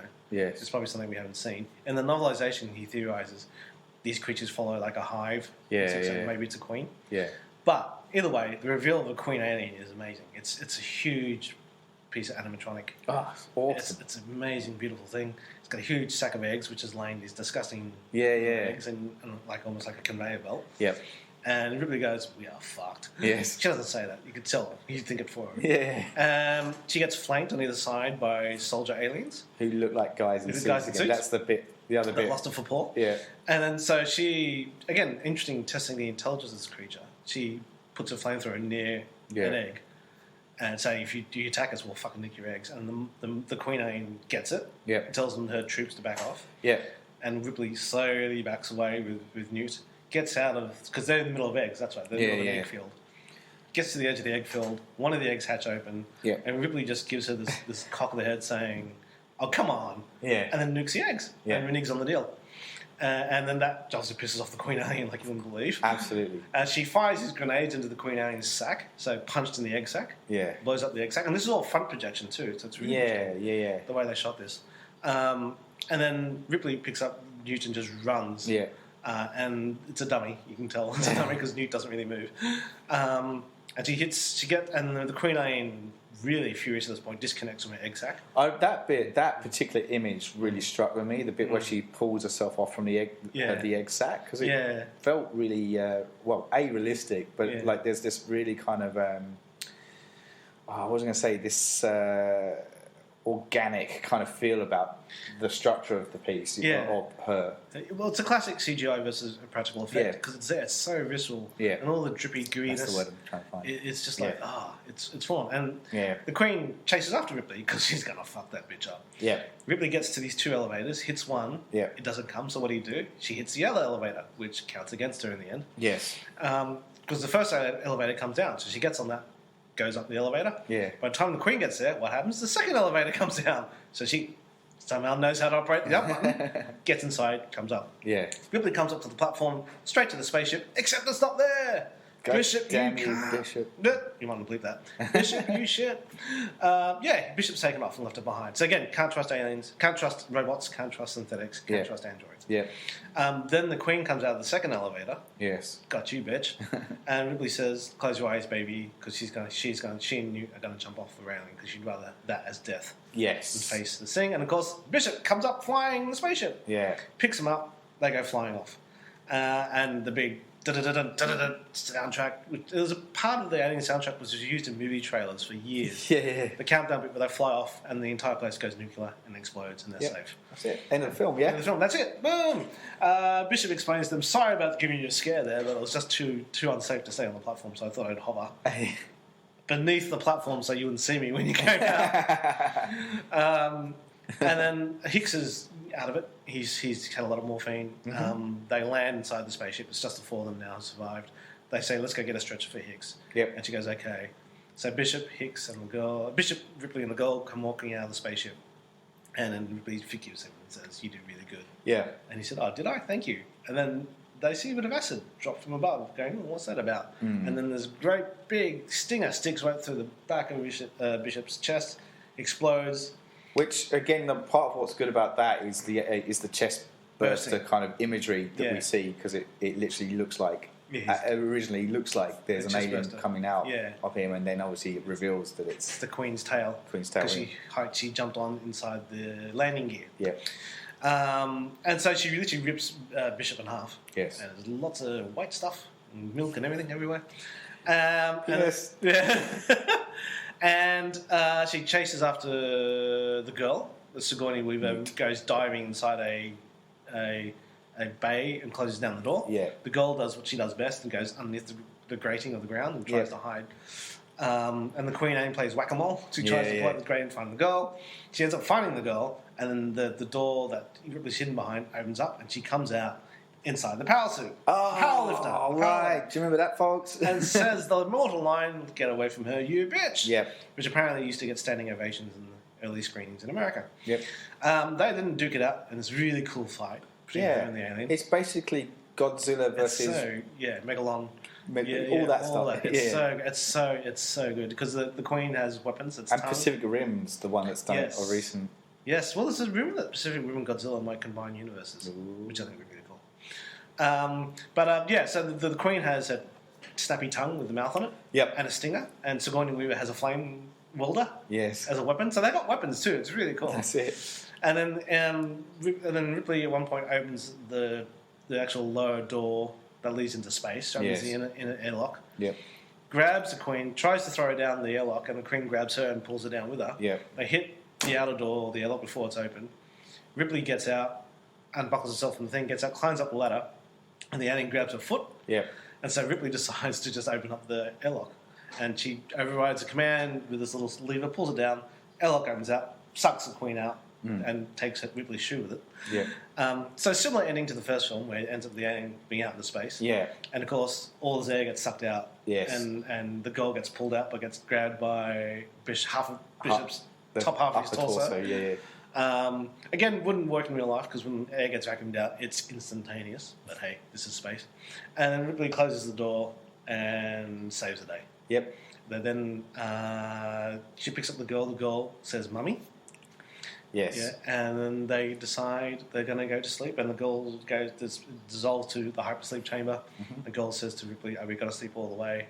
Are we going to have any nightmares?" "No, I think we're both going to be able to sleep." Yes. And it ends on the four of them inside the sleeping hypersleep chamber, and that's it. Yeah, the end. End of the film. Boom. What a roller coaster. Yeah. Yeah. And that's like, you know, again, like to go back to what you were saying about Cameron's direction and stuff, and the art of great storytelling is just when you think they've hit their worst, more comes, and it just keeps coming. Yeah. And it's great. You're right. Roller coaster is a great analogy of the ride that these four survivors find themselves in. It's awesome, great. And like I said, I'm not usually a fan of the action film, but this is definitely like one of the best action films ever put to print. I think for me, it was a great lesson in how to do a sequel. Yeah. Because obviously it paid homage to the first film where it needed to. Yeah. But it wasn't afraid to add its own element, which felt completely logical within the logic set up in the first film. Mm-hmm. It took a bigger risk by being a different film. Like, it wasn't a haunted horror film. It was a war film. Yeah. So those are two cousins. Yeah. He made them two cousins, so they were related, so it wasn't a big leap. Yeah. But it's still a risk. Because the horror element was still there. That's why I think that's why it still worked. Yeah. Even the titling from Alien to Aliens is a very clever thing to say. Yes. Because no sequel at that point had done that. Everything sequel would be the blah blah blah 2, the blah blah blah 3. Yeah. And even like, because rumours were that the third Alien film was going to be Alien Cubed. Yes, that's right. And it didn't work out that way. But it was written that way, though. Yeah, I think the poster had Alien and the 3 on the top as well as the cubed. That's right. And I always thought that the third film should have involved the Predator. Right. So it was cubed, Predator, Alien, and be more of a straight science fiction film. Yes. And that should have been the trilogy. That's just me. But it's a great example of a great sequel. Yeah. It's its own thing. It's better in some ways. It's not as good in some others. But overall, it's just as good. The hardware behind it, the action, the interaction. Again, it's seminal because a lot of films ripped it off in terms of there's always a group of people in space on a spaceship, and there's the cowardly archetype, the cool archetype, the traitor archetype. The tough. Vasquez was duplicated. Yes. The tough. Oh, yeah. Marine type. I mean, in Star Trek Next Generation, the security officer was going to be played by Marina Sirtis because she had a Latino look to her. Ah, okay. And they originally called her Ramirez or something like that. Yeah. And they flipped her with Denise Crosby. Denise Crosby, who's blonde, more Russian. Yeah. Because they realised it was too blatant an alien. Yeah. But again, I mean, the guy who played Drake in other films for years to come because that's called he'd play. Yeah. And then it's in Bill Paxton too. Like, he plays Carol. Legend. True Lies, he played the same sort of character. Yeah. And it's only when he got older he was able to break away from that and become the great actor he was. Yes. Michael Biehn, same thing. Yeah. He always played the square-jawed hero, which he hated because he was a character actor. A really fascinating film. How it came about is really interesting. James Cameron had had just done Terminator. Yep. Brandy Weiner got the rights to write the sequel. Okay. And based on his success on Terminator, Fox greenlit the sequel. Because the sequel was supposed to be... They wanted to do a sequel straight away, couldn't do it, and then in '83 it came up and he'd just done Terminator. Yep. And they realised, okay, this guy can do it. Goes to England to shoot it, because back then American films shot in England all the while. Yeah. Nobody in England knew who the fuck he was. Yes. And he spent the entire film fighting for their respect. That's right. The first AD kept on trying to usurp him. Yes. James Cameron himself is not... I can imagine he would rub people the wrong way. Yeah. I've seen some really interesting behind-the-scenes footage where he's trying to teach a gaffer how to pull the face hugger along, because they're on strings. Yes. This is old school filmmaking, not CGI. Yeah. And he said, you pull it with fishing wire, and he said, do you have any gloves? And it's a kid, some sort of art director's assistant. And he goes, no, I don't have any gloves. And then you could tell him, goes, well, who the fuck doesn't have gloves? Like, you got to have gloves. Like, you could tell he's at the end of his tether. He's really tired. Yeah. And he comes across as a real dickhead. Yep. But in the context of the film, he's been in battle for such a long time. Yeah. And it was just coming under fire from a lot of people. He didn't have anybody's respect. At one point, he tried, because he figured, okay, I know what to do. These people don't know who I am. I'll have a screening of Terminator to show them I've made a film like this. Yeah. Because he's so young, too. That's the reason why these old school English filmmakers wouldn't respect him. Yes. And he's like, I'll show him a Terminator. I can tell him to do it. And he showed a screening one lunchtime. Nobody turned up. And things like that. It was just fighting all the time to get it done. The image of James Cameron in a room on his own. Yeah, by himself. That was a good movie. What do you reckon? Hello. I liked it. Hello. So it's just interesting, all the stories that went behind it. I thought this was a really good story with the thing we talked about with the bit where they go into the armored personnel carrier and Drake dies and Smoke, because it's supposed to be that he sets fire to the ACP. Yep. Smoke comes up and they close the doors, and apparently the first take they did, Jeanette Goldstein, Vasquez goes, I can't breathe. And apparently Bill Paxton said in that moment, as an actor, he was like, oh shit, I wish I thought it said that. It's a good line. And he said, as an actor, my first thing was like, oh, that's a good choice. She was real. She couldn't breathe because the smoke went straight into the ACP, which had a low hanging roof, and it got toxic apparently. Oh man! And she really couldn't breathe, and she almost died. And the Bill Paxton's going, oh damn, I wish I thought it was that. And then so for the next take, they had to take the roof off so the smoke had somewhere to go. Okay. But lots of really cool stories like that. Yeah. It's all the ideas behind it are great. The smart gun is great. All the things I thought were kind of original to the film, like the motion trackers are great. But that still worked. I mean, the fact that he made it a heartbeat, it's the reason why that video game, Silent Hill, works. Yes. When your mobile phone vibrates. I mean, like, it just works, just because it sets you on edge. Yeah. All of it. It's a great film. It's an awesome film. Something that we didn't touch on was the theme of motherhood. Yes.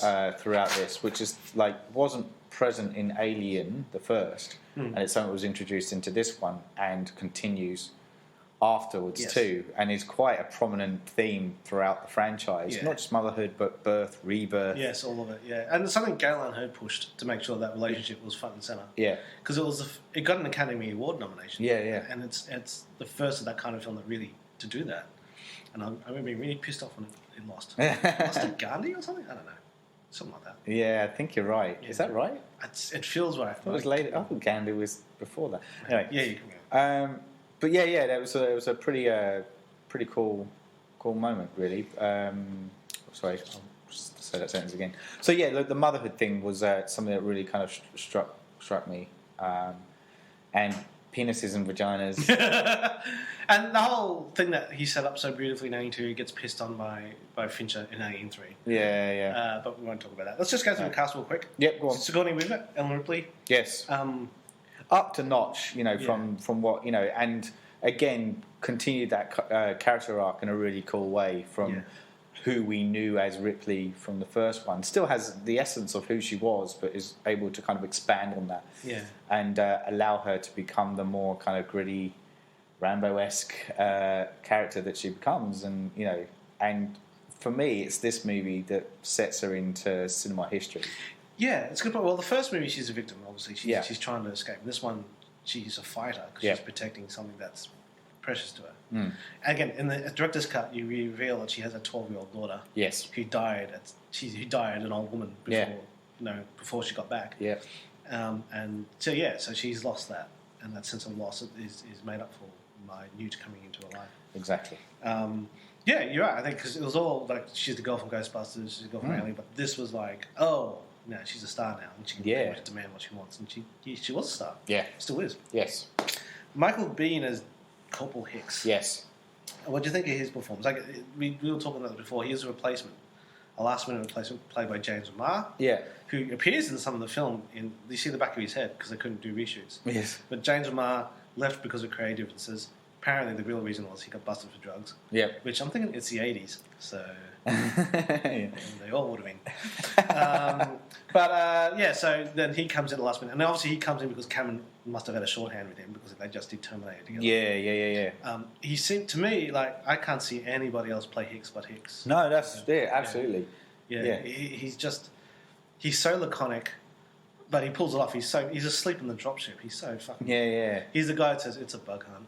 Like he just. And I think that what's great about his role, or his character, I should say, is that he's so removed from the very beginning. And allows the more kind of immediate, kind of more brash, kind of in-your-face characters of the troupe to have their moment. Yeah. Before you start realising the strength of his character comes through because of his reliability, his stability. And he's a classic. He won't say anything unless it needs to be said. Yeah. Because he's got nothing to prove. Exactly. He's such a good soldier. Yeah.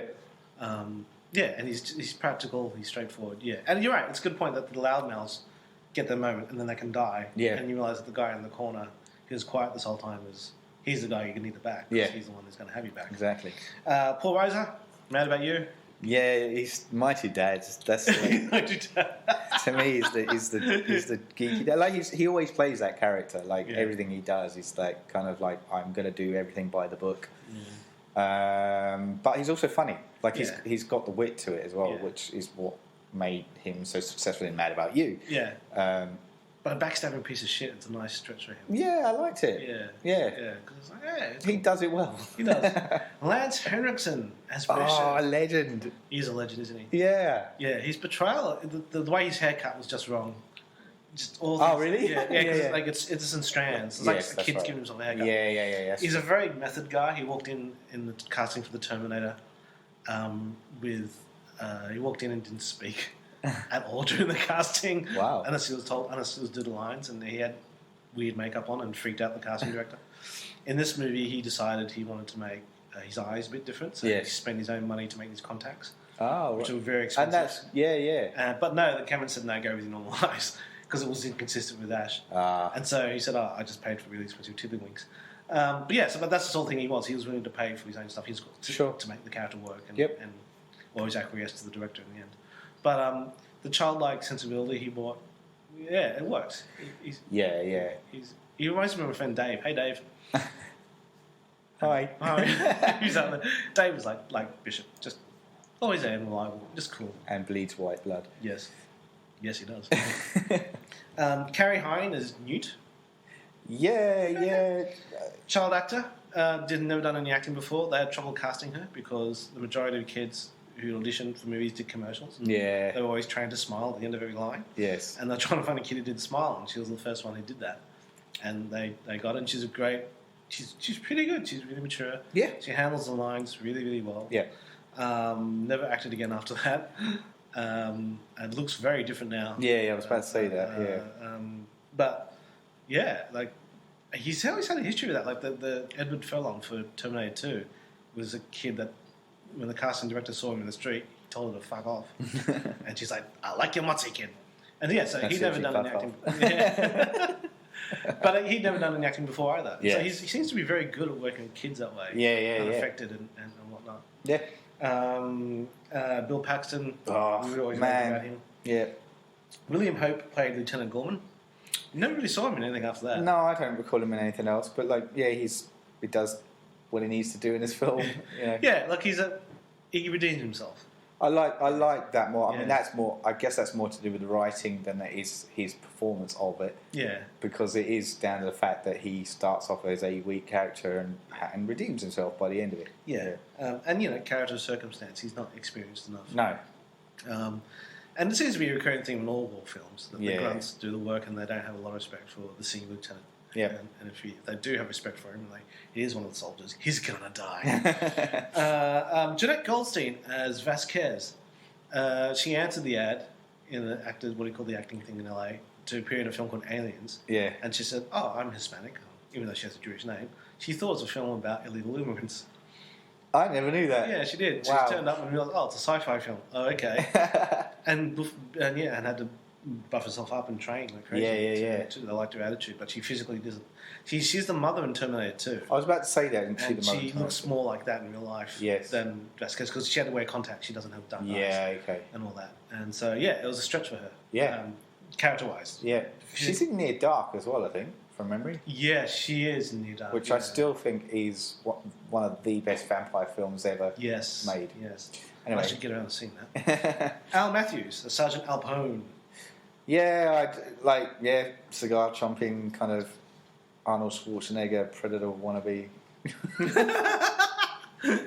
I can go through the rest of the Marines, but I won't do that. No. But I was very impressed that I remembered their names.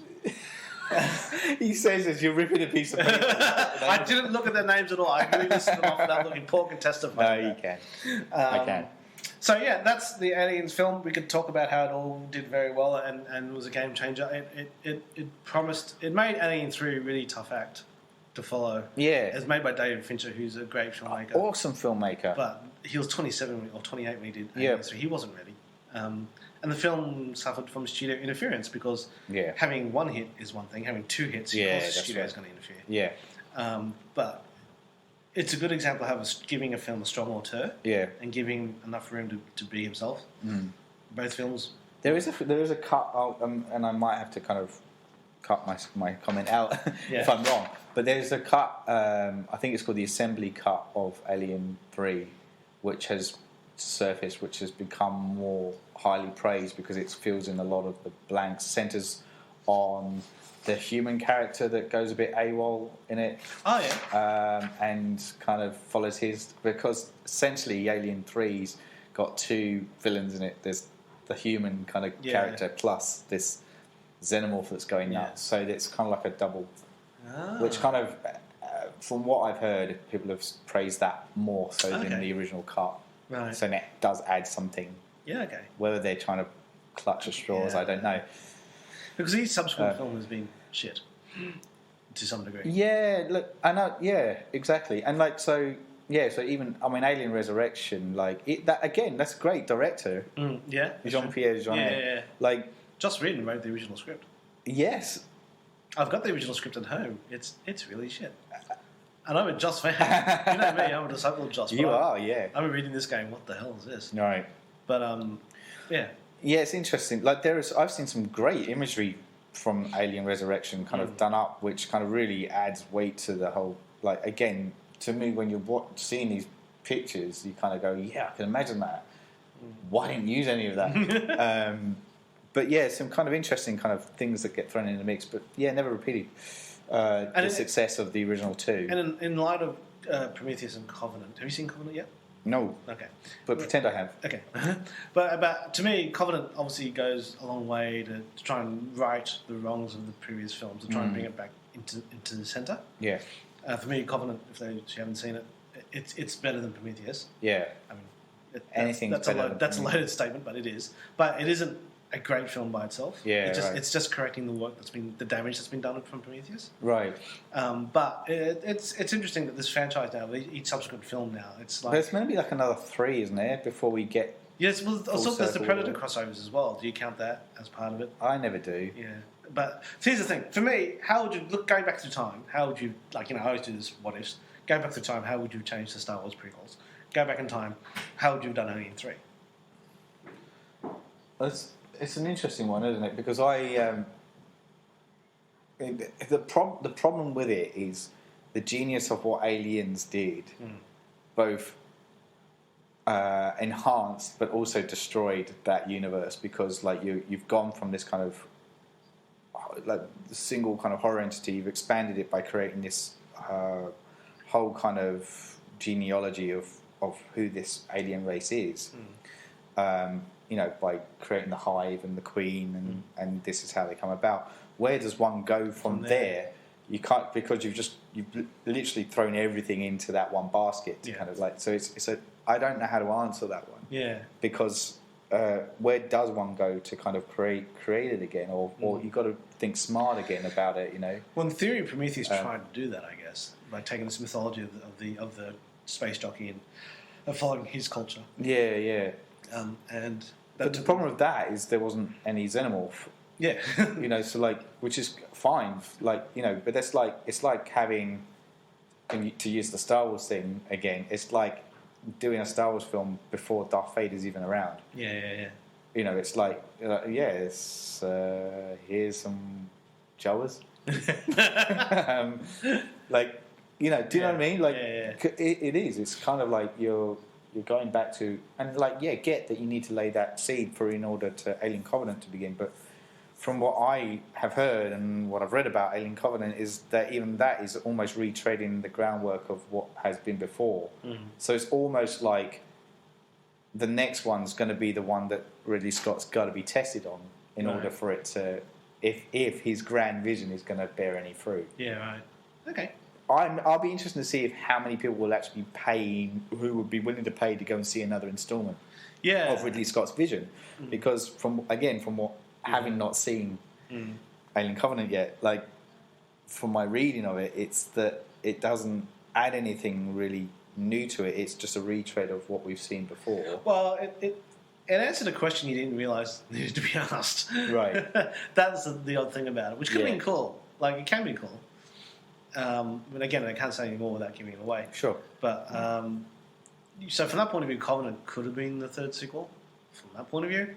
My thing at the time, based on 1990s me, late 80s me, it would have been the Alien Predator crossover, and just to see. But like, I see, like, you see where that's gone, and like, it's shit. It's not like, to me, it's like again, the same Predator falls to the same victim.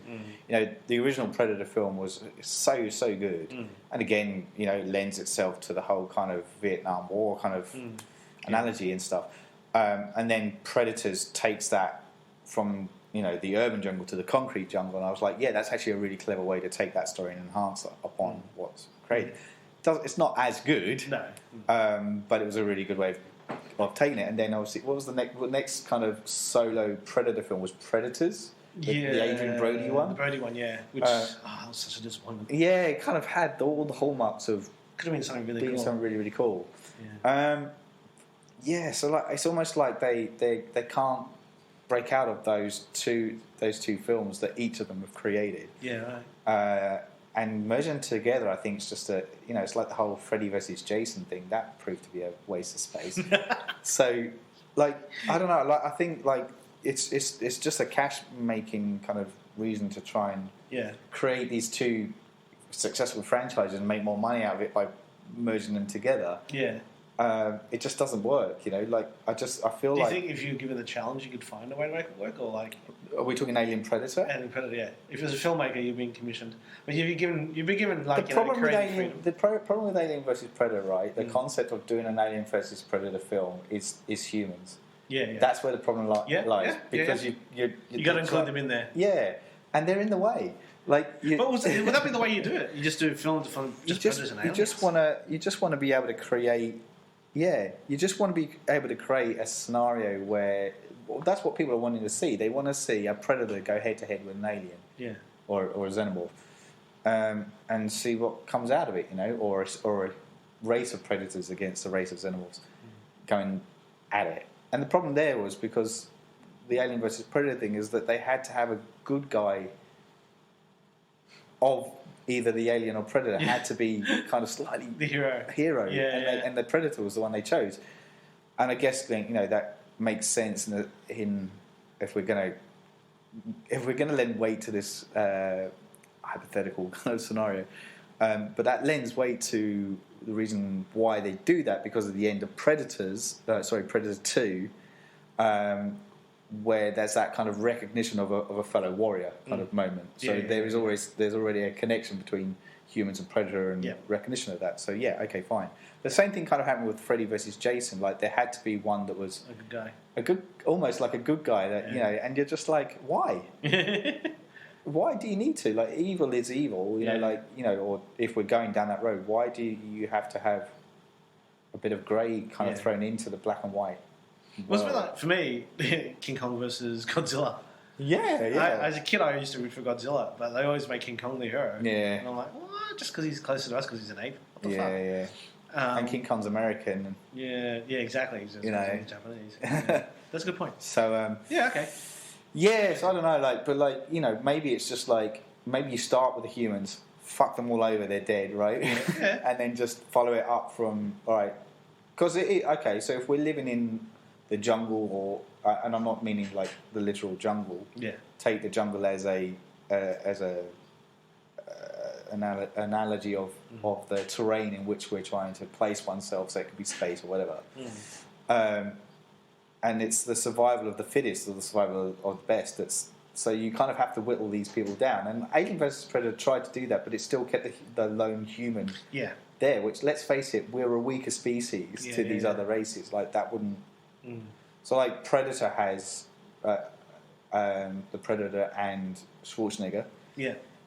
Battling out at the end. Same kind of thing with Alien. It's, Alien, there's Xenomorph and Ripley at the end facing off with each other. The trouble is when you introduce the third component to that triangle, it just throws everything out of whack. Because you want to try and have all three, one of each of those three at the end.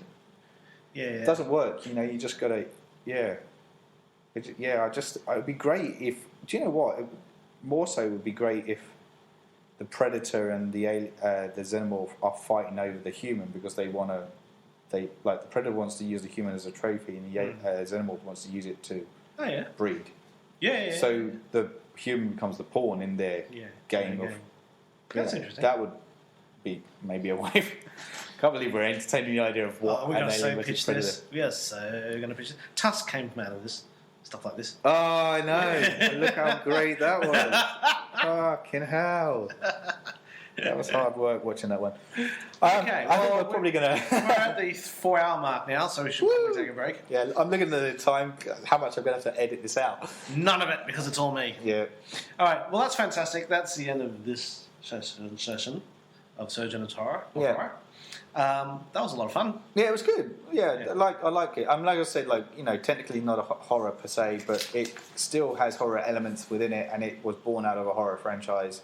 Yeah. And it's a nod to Cameron and the team, the effects team behind it. It's one of the top 10 seminal films of the 80s. Yeah. The 80s films. And I argue that no sequel has ever done anything like this since. I don't think it has. Close one was Terminator 2, ironically enough. Yeah. But Godfather, which is probably the other one you throw in there. But no other film's done it, and even he I don't think knew it was going to be this big. No. But right. It's a great snapshot of a filmmaker backing his young talent. Yeah. And it's a fantastic film. He was beginning prep on this during the post of Terminator. Right. Okay. He was a kid. Yeah. He kicked ass. He did. But that's this podcast. You guys will think about what we've discussed and all the different points we missed. There's heaps of stuff we can talk about. Yeah, just send stuff in. If you have anything else you want to add to it, obviously, and our discussions that you feel like we may have missed or you want to kind of comment on, we are always around online. Just flick us some messages or whatever, and we'll try and get back to you, or I'll get Ant to do it as my faithful assistant. I'm just wrapping up my notes. You are. So thanks again for tuning into the Surgeons of Horror podcast. We hope you enjoyed it. Once again, I am your host, Paul Farrell. The Badger, Paul Farrell. And the Big Cheese, Anthony Yee. Bye. Bye.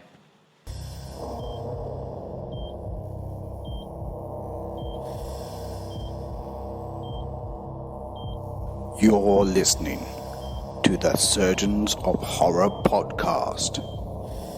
Music supplied by Peter Nezik. For more discussions or podcasts, head over to surgeonsofhorror.com or head over to our Facebook and Twitter sites for the latest news and updates.